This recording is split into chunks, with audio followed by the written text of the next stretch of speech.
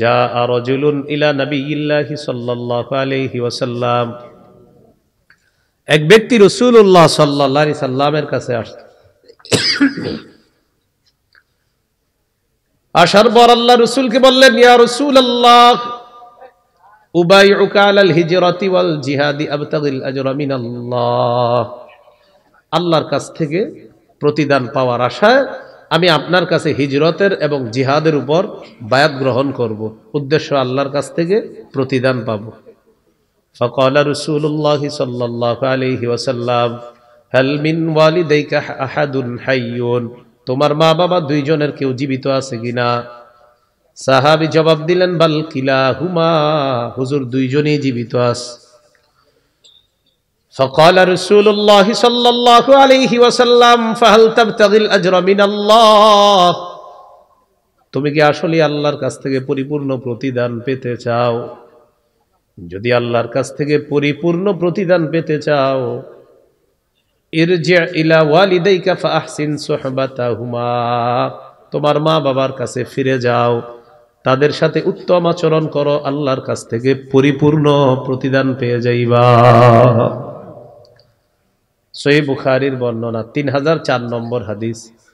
জাআ রাজুলুন ইলা রাসূলিল্লাহি সাল্লাল্লাহু আলাইহি ওয়াসাল্লাম, এক ব্যক্তি রাসূলুল্লাহ সাল্লাল্লাহু আলাইহি সাল্লামের কাছে আসলেন। আসার পর ফাস্তাযানাহু ফিল জিহাদ, জিহাদের অনুমতি চাইলেন। ফাকালা রাসূলুল্লাহ সাল্লাল্লাহু আলাইহি ওয়াসাল্লাম আহাইয়ুন ওয়ালিদাক, আচ্ছা তোমার মা বাবা জীবিত আছে? সাহাবী জবাব দিলেন, জি হুজুর। নবীজি বললেন, ফাফিহিমা ফাজাহিদ, মা বাবার সেবা করার মাধ্যমে জিহাদ করো, তুমি তাদের সেবা করো, তুমি এই সেবার মাধ্যমে জিহাদের সওয়াব পেয়ে যাবে। মুসনাদে আহমদ হাদিসের কিতাব 15538 নম্বর হাদিস। নবীজির একজন সাহাবী নাম জাহিমা, কি নাম বলেন? জাহিমা রাদিয়াল্লাহু তাআলা আনহু। আন্না জাহিমাতা রাদিয়াল্লাহু তাআলা আন আতা রাসূলুল্লাহ সাল্লাল্লাহু আলাইহি ওয়াসাল্লাম فقال اردت ان اغزو يا رسول الله وقد جئتك استشيرك, নবীজির কাছে এই সাহাবী আসলেন।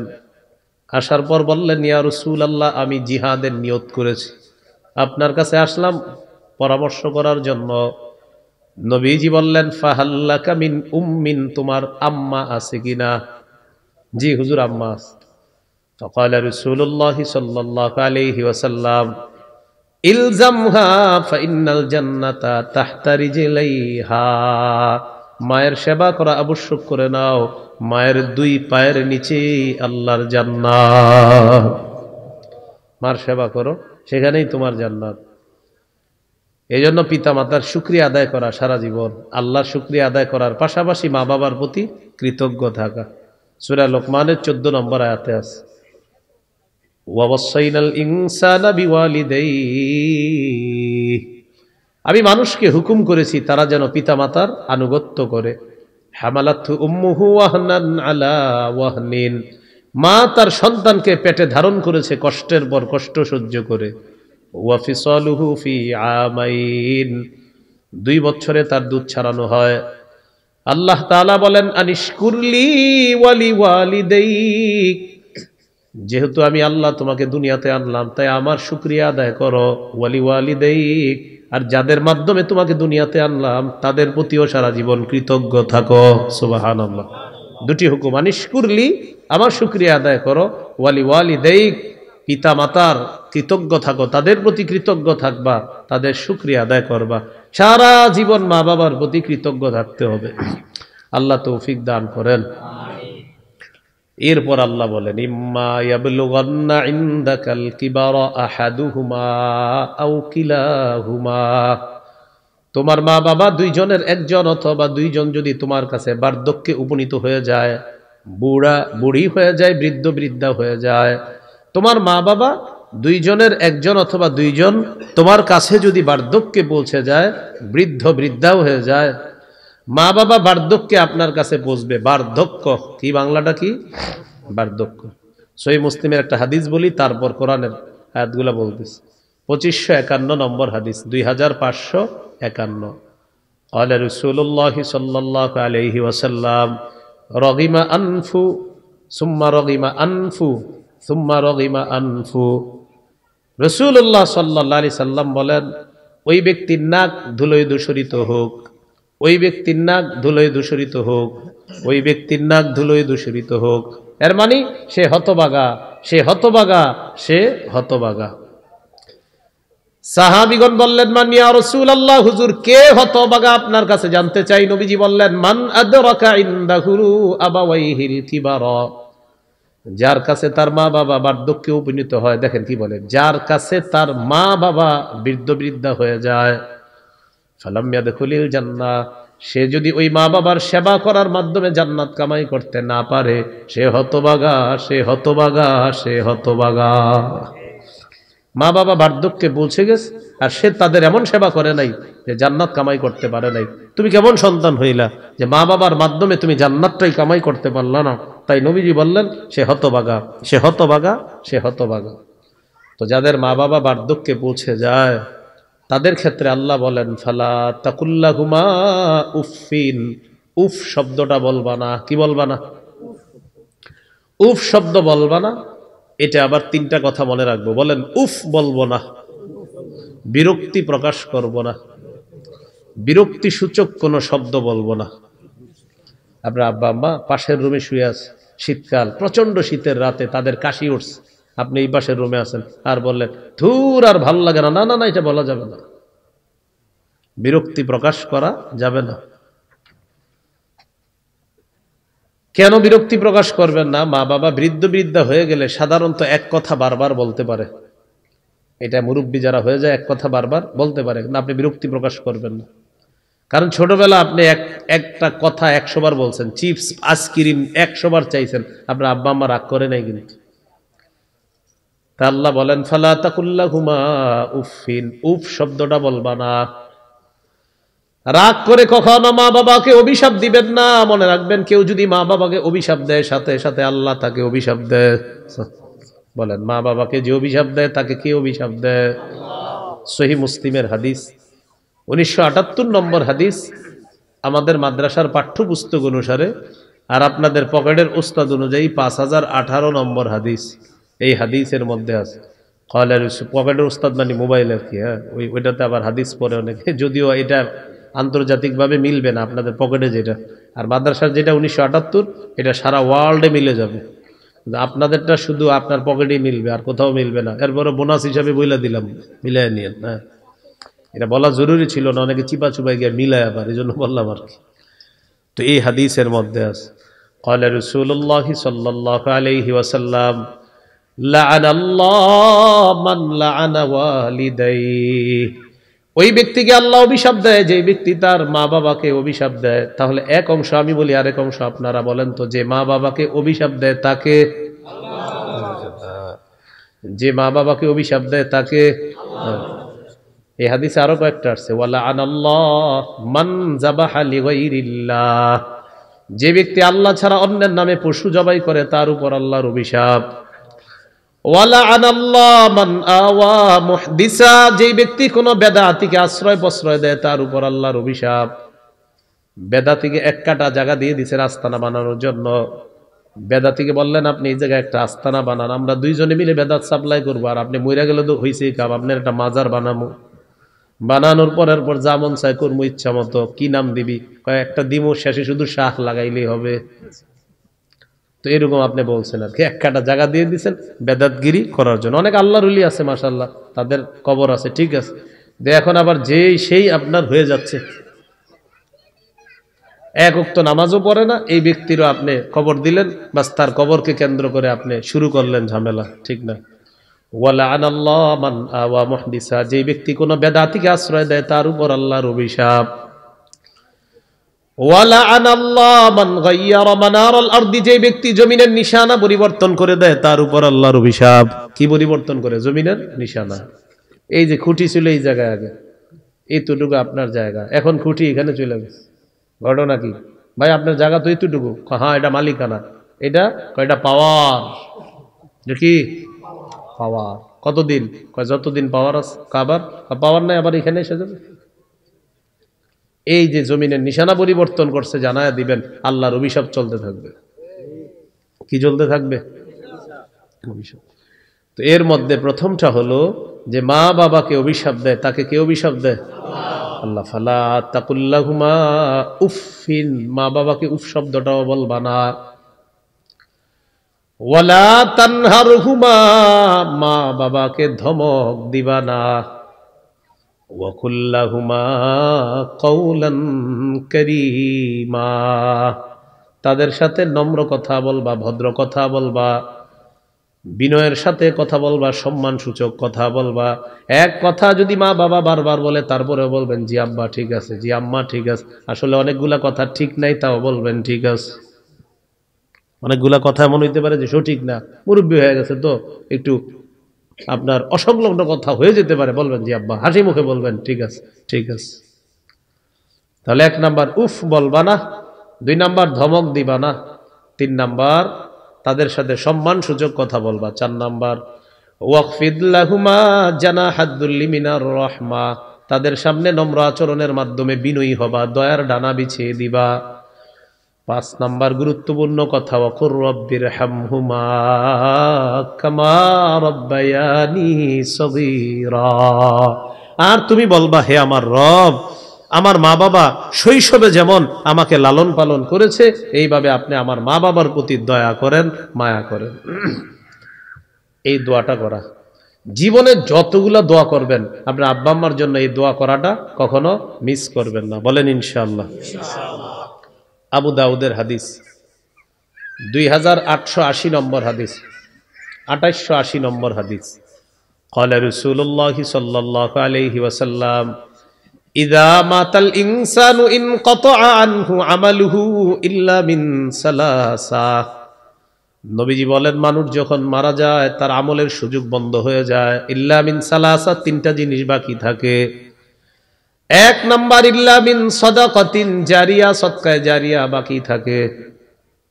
কোন মাদ্রাসায় একটা ফ্যানের ব্যবস্থা করে দিলেন, ছাত্ররা পড়াশোনা করবে, এই যে ফ্যানের বাতাসের নিচে পড়াশোনা করতেছে, কবরে সওয়াব পাবেন। মুসাফিরের জন্য একটা কল স্থাপন করলেন আপনি, মুসাফিররা যায় যাওয়ার সময় পানি পান করে, সওয়াব কবরে পাবেন। এই কাজ আছে যেগুলা দুনিয়াতে আপনার চলমান চলতে থাকবে, মানুষ ইবাদত করবে, তাদের ইবাদত করার কারণে আল্লাহ তাআলা আপনার কবরের মধ্যেও পুণ্য পৌঁছায়া দিবেন। 2 নাম্বার আও ইলমিন ইউনতাফাউ বিহি, এমন ইলম যে ইলমের মাধ্যমে উপকৃত হওয়া যায়, উপকারী ইলম দুনিয়ার মধ্যে রেখে যাওয়া।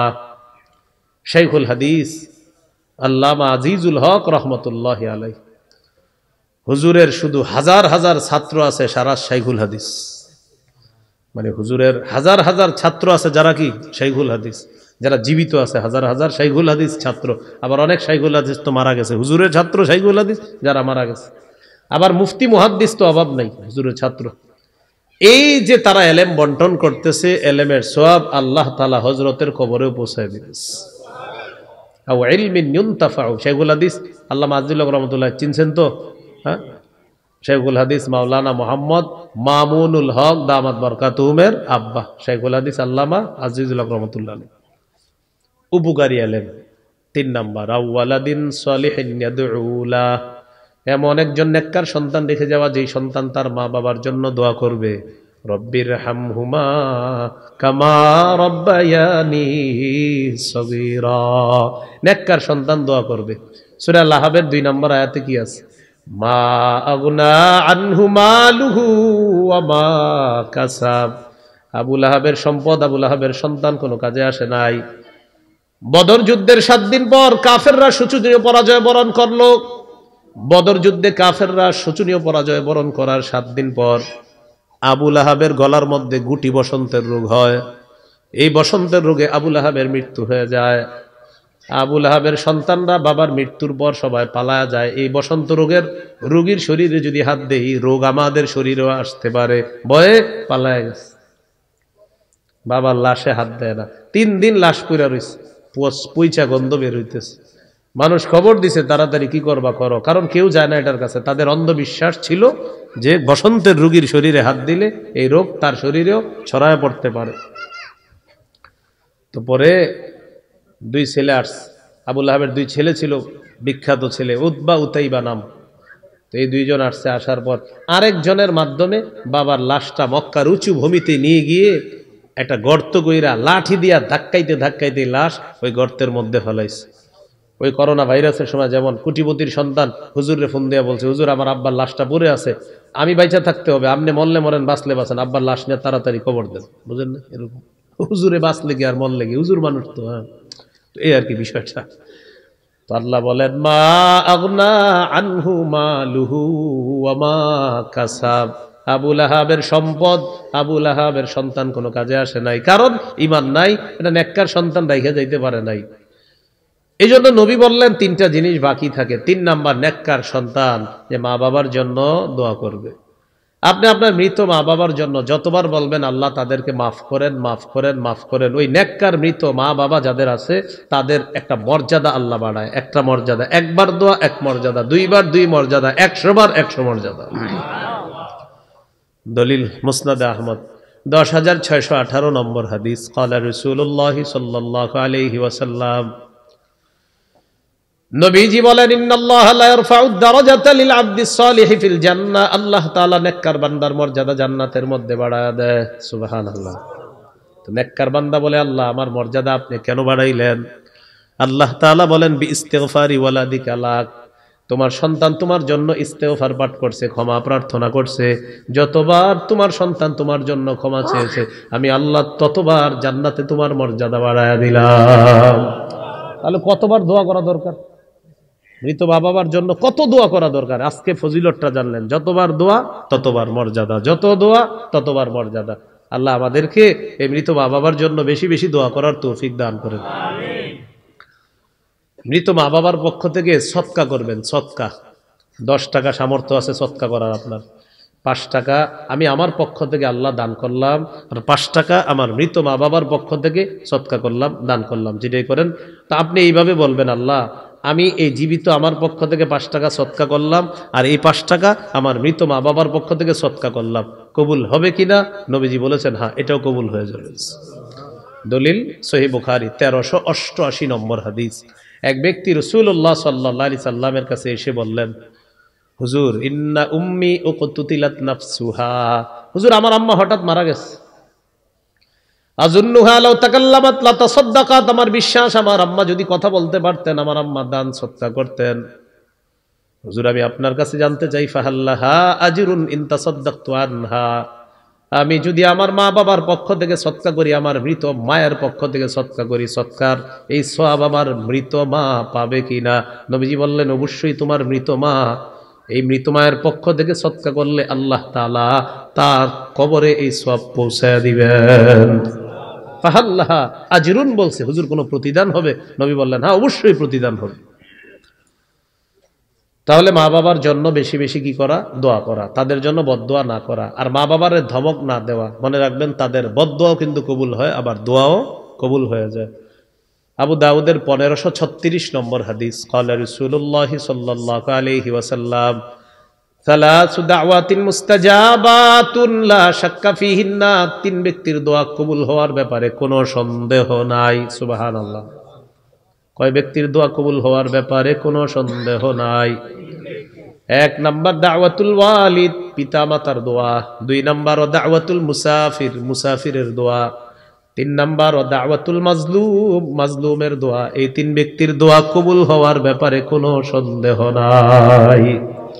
তাহলে 3টার মধ্যে একটা হলো মাজলুমের দোয়া, মা বাবার দোয়া, মুসাফিরের দোয়া। এর মধ্যে মা বাবার দোয়া এটাও কবুল হয়ে যায়, তাদের বদদোয়াও কবুল হয়ে যায়। আমরা যারা আছি বাবার সাথে যদি দিনের বেলা পথ চলি, ছেলে যারা আছি বিশেষ করে, দিনের বেলা বাবার সাথে রাস্তায় হাঁটলে পিছনে হাঁটবো, বাবা সামনে হাঁটবে। বালেক ছেলে যারা আছে আমরা পিছনে হাঁটবো, বাবা সামনে হাঁটবে। আর রাতের বেলা বাবার সাথে পথ চললে বাবা হাঁটবে পিছনে, আমি হাঁটবো সামনে, যেন কোনো বিপদ আসলে আমি আগে মোকাবেলা করি, আব্বার উপর যেন বিপদটা না যায়। এটা শিষ্টাচার, এটা ভদ্রতা। ওমর ইবনে যায়েদ রহমতুল্লাহ আলাইকে জিজ্ঞাসা করা হলো, কাইফা বিররু ইবনিকা বিকা। আচ্ছা আপনার ছেলে আপনার সাথে কেমন আচরণ করে বলেন তো? তিনি জবাব দিলেন, মা মাশাইতু নাহারান ইল্লা ওয়া হুয়া খালফি। আমি যখন দিনের বেলা রাস্তায় হাঁটি তখন আমার সন্তান আমার পিছনে থাকে। ওয়ালা মাশাইতু লাইলান ইল্লা মাশা আমামি, রাতের বেলা যখন আমি চলি আমার সন্তান আমার সামনে থাকে, আমি দিনের বেলা রাস্তায় হাঁটলে আমার সন্তান আমার পিছনে থাকে, রাতে যখন পথ চলি আমার সন্তান আমার সামনে চলে। এরপরে কি বলে দেখেন, ওয়ালা রাকিয়া সাকফান ওয়া আনা তাহতাহু, আমি কখনো বাসার নিচে থাকলে আমার ছেলে কখনো ছাদেও ওঠে না। হ্যাঁ, কি বললেন? ওয়ালা রাকিয়া সাকফান ওয়া আনা তাহতা, আমি নিচে আছি আমার ছেলে ছাদে ওঠে না, আমার বাবা নিচে, আমি কিভাবে ছাদে উঠি? মানে গুনাহ হবে না? আপনি ছাদে উঠলে গুনাহ হবে না? আপনার বাবা নিচে, সন্তান বলতেছে আমার বাবা নিচে, আমি ছাদে কিভাবে উঠি? মানে ভদ্রতা, শিষ্টাচার। আবু হুরায়রা রাদিয়াল্লাহু তাআলা আনহু বলেন, লা তুসাম্মিহি বিইসমিহি, বাবার নাম ধরে কখনো ডাকবা না, বাবার নাম ধরে কখনো ডাকবা না। ওয়ালা তাজলিস আমামা, বাবার সামনে কখনো বসবা না, অথবা ওয়ালা তাজলিস ক্বাবলা, বাবার সামনে বসবা না। কোন মজলিসের মধ্যে বসলে বাবা আগে বসবে, তুমি পিছনে বসবা। ওয়ালা তামশি আমামা, দিনের বেলা যখন পথ চলবা তখন তুমি সামনে চলবা না, বাবা সামনে চলবে, তুমি পিছনে চলবা। উস্তাদদের ক্ষেত্রেও সেম ঘটনা ঘটাবে না? উস্তাদও তো আপনার আমাদের পিতার মতো, উস্তাদও আমাদের পিতার মতো, আমাদের ইলমের পিতা উস্তাদরা। তাহলে এইভাবে বাবা মার সাথে ভদ্রতা বজায় রাখবো, বলেন ইনশাআল্লাহ। গুরুত্বপূর্ণ কথা হলো, মা বাবা যদি আপনাকে নাফরমানি করতে বলে তখন কি করবেন? মা বাবা আপনাকে নাফরমানি করতে বললে কি করবেন? বলেন এইভাবে ভদ্রতার সাথে তাদের এই কথাটি প্রত্যাখ্যান করব, ভদ্রতার সাথে। মা বাবা যদি বলে নাফরমানি করতে, আপনি ভদ্রতার সাথে বলবেন, আব্বা আমি এটা পারবো না, আম্মা পারবো না, তুই ঘর থেকে বের হয়ে যা। আপনি বের হয়ে যাবেন, কিন্তু ভদ্রভাবে ধমক দিবেন, আব্বা জি আমি বের হয়ে যাইতেছি, তুই আর আমার ঘরে আসবি না, বলে দিচ্ছে যে আব্বা আমি আসবো না, কিন্তু আমি শিরিক করবো না, আমি হারাম কাজ করবো না। ভদ্রতার সাথে আপনি প্রত্যাখ্যান করবেন। দলিল সূরা লোকমানের 15 নম্বর আয়াতে একদম স্পষ্ট দলিল, وَإِنْ جَاهَدَاكَ عَلَىٰ أَن تُشْرِكَ بِي مَا لَيْسَ لَكَ بِهِ عِلْمٌ فَلَا تُطِعْهُمَا, তোমার মা বাবা যদি তোমাকে বাধ্য করে আমি আল্লাহর সাথে শিরিক করার জন্য, ফালা তুতি'হুমা, মা বাবার আনুগত্য করবা না, এই কথাটা শুনবা না, এক্ষেত্রে মা বাবার আনুগত্য করবা না। এরপরে কি বলে দেখেন, ওয়া সাহিবহুমা ফিদ দুনিয়া মা'রুফা, যতদিন দুনিয়াতে আসো তাদের সাথে সদ্ভাব বজায় রাখবা, মা বাবার সাথে সদ্ভাব বজায় রাখবা দুনিয়াতে যতদিন থাকবা। আপনারে বের করে দিস, আপনি শহরে চলে আসছেন, মা বাবা সেই গ্রামে আছে, তারা অভিমান করে আপনার ফোন ধরে না, প্রতিবেশীরে দিয়ে খোঁজ নেন, আব্বা খাইছে তো, আম্মা খাইতেছে তো, চাল আছে ডাল আছে ঘরে। যেই মা বাবা আপনারা দেখতে পারতেছে না তার খোঁজ নিতে হবে আপনি অন্যের মাধ্যমে হোক, আব্বা খাইছে কিনা, আম্মা খাইছে কিনা, চাল ডাল ঘরে আছে কিনা। আপনার চাল ডাল তারা নিতে চায় না, ভাইয়ের মাধ্যমে কৌশলে পাঠান, বোনের মাধ্যমে পাঠান, যেইভাবে পারেন খোঁজ খবর রাখেন। নাফরমানি তো করবেন না, তবে সদ্ভাব বজায় রাখতে হবে। এমনকি তারা যদি অন্য ধর্মেরও হয় আর আপনি মুসলমান হয়ে গেছেন, সেই মা বাবার অন্ন বস্ত্র বাসস্থান স্বাস্থ্যের খোঁজ খবর সন্তান হিসাবে আপনার রাখতে হবে। তাহলে গুরুত্বপূর্ণ কথা, শিরিক করতে বলছে করব না, ভদ্রতার সাথে, উগ্র ব্যবহার করব না। শিরিক করতে বলছে করব না শিরিক, তো উগ্র ব্যবহার করবা না, উগ্র ব্যবহারও করা যাবে না। আল্লাহ কথাগুলা মনে রাখার তৌফিক দান করেন। রাসূল সাল্লাল্লাহু আলাইহি সাল্লামের সাহাবী সাদ, কি নাম? সাদ রাদিয়াল্লাহু তাআলা, তিনি মুসলমান হইলেন। তার আম্মা তাকে বললেন, তুই ইসলাম ছেড়ে দে। নাউজুবিল্লাহ বলেন। তো ছেলে বললেন অসম্ভব, না তুই ছেড়ে দে, না অসম্ভব আম্মা। মা বললেন, আল্লাহি লা আত'আমু তা'আমান ওয়ালা আশরাবু শারাবান হাত্তা আমুতা আও তাকফুরা বি মুহাম্মদ সাল্লাল্লাহু আলাইহি ওয়াসাল্লাম, আল্লাহর কসম আমি খাবো না, আমি পান করব না, হয়তো আমি মরে যাব, না হয় তুই মুহাম্মদকে সাল্লাল্লাহু আলাইহি সাল্লাম, নাই তো তুই মুহাম্মদকে সাল্লাল্লাহু আলাইহি সাল্লাম, নয়তো তুই মুহাম্মদ সাল্লাল্লাহু আলাইহি সাল্লামকে অস্বীকার করবি, হয় আমি মারা যাব, না হয় তুই মুহাম্মদকে সাল্লাল্লাহু আলাইহি সাল্লাম তাকে অস্বীকার করবি, হয় আমি মারা যাব, না হয় তুই নবীকে অস্বীকার করবি, অন্যথা আমি খাবো না, আমি পান করব না। দুইটা অপশন, হয় আমি মারা যাব, না হয় তুই মুহাম্মদ সাল্লাল্লাহু আলাইহি সাল্লাম তাকে অস্বীকার করবি, কোনটা করবি কর। তো এই কথা বলার পর ছেলে বিপদে পড়ে গেছে। বলেন ঈমান, বলেন ঈমান। মা ঈমান, মা। একদিক দিয়ে ইমান, আরেক দিক দিয়ে মা। মা খাবে না, আর এদিক দিয়ে সন্তানের ইমান ছাড়তে হবে। মা শর্ত দিস, কি করব? আল্লাহ তাআলা সূরা আনকাবুতের ৮ নম্বর আয়াত নাজিল করে সাদ রাদিয়াল্লাহু তাআলা আনহুকে প্রশ্নের সমাধান দিয়ে দিচ্ছে। সুবহানাল্লাহ। আল্লাহ বলেন, ওয়া ইন জাহাদাকা লিতুশরিকা বি মা লাইসা লাকা বিহি ইলমুন ফালা তুতি'হুমা।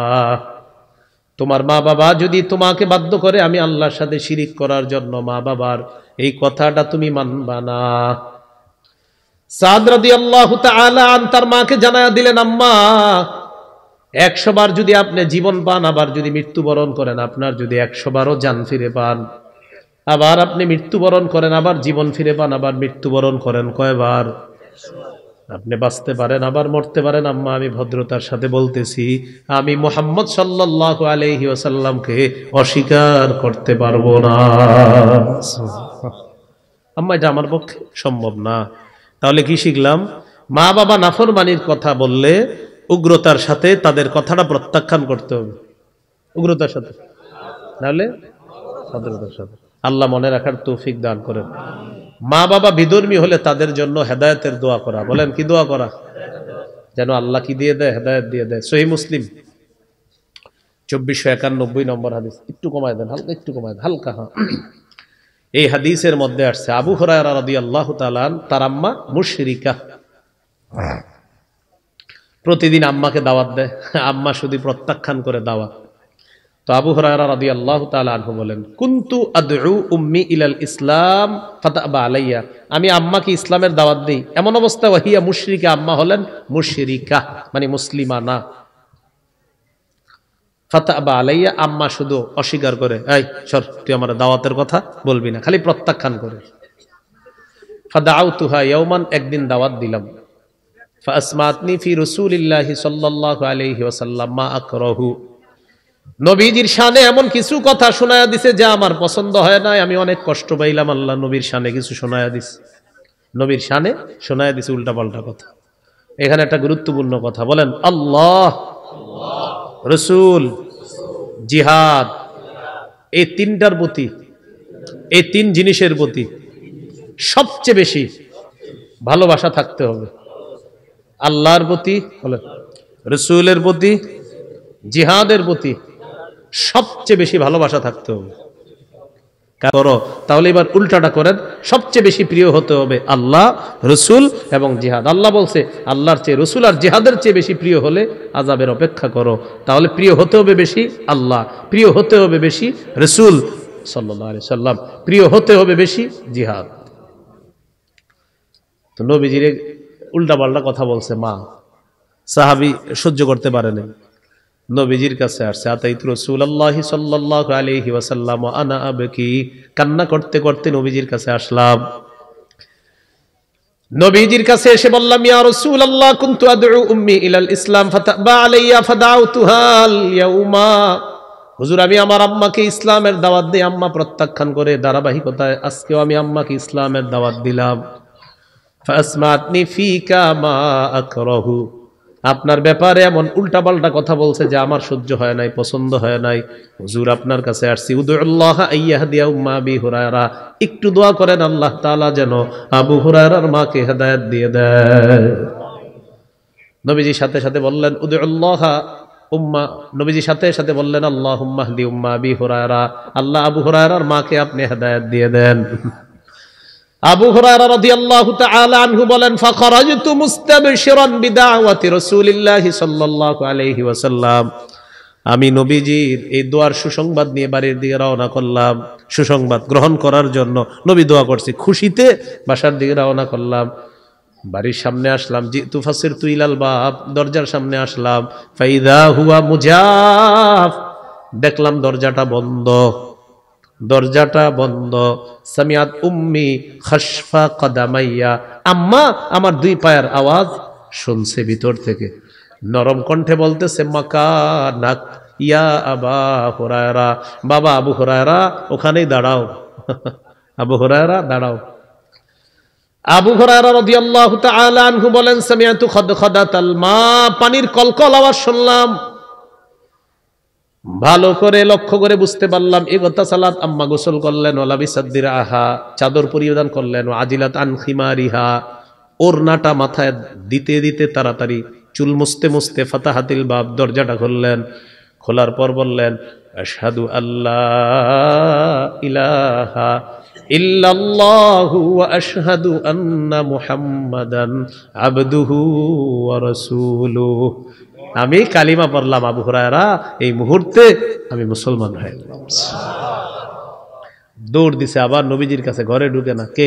সাহাবী আবু হুরায়রা।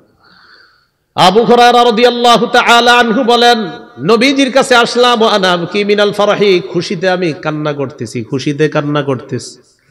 নবীজির কাছে এসে বললাম আবশির, হুজুর সুসংবাদ গ্রহণ করেন, قد استجاب الله دعوتك وهدى أم أبي هريرة, আল্লাহ আপনার দোয়া কবুল করেছে, আবু হুরায়রার মাকে আল্লাহ হেদায়েত দিয়ে দিয়েছে। হুজুর আরেকটা দোয়া করেন। কি দোয়া? উদুল্লাহ আইয়ুহাব্বিবানি আনা ওয়া উম্মি ইলা ইবাদিহিল মুমিনিনা ওয়া ইউহাব্বিবাহুম ইলাইনা। হুজুর আল্লাহ যেন আমারে আর আমার মাকে সারা দুনিয়ার সমস্ত মুমিনের অন্তরে প্রিয় পাত্র বানায়া দেয়, আর মুমিনদেরকে যেন আমার আর আমার মায়ের অন্তরে প্রিয় বানায়া দেয়। নবীজি সাথে সাথে বললেন আল্লাহুম্মা হাব্বিব উবাইদাকা হাদা ওয়া উম্মাহু ইলা ইবাদিকাল মুমিনিনা ওয়া হাব্বিবহুম ইলাইহিম।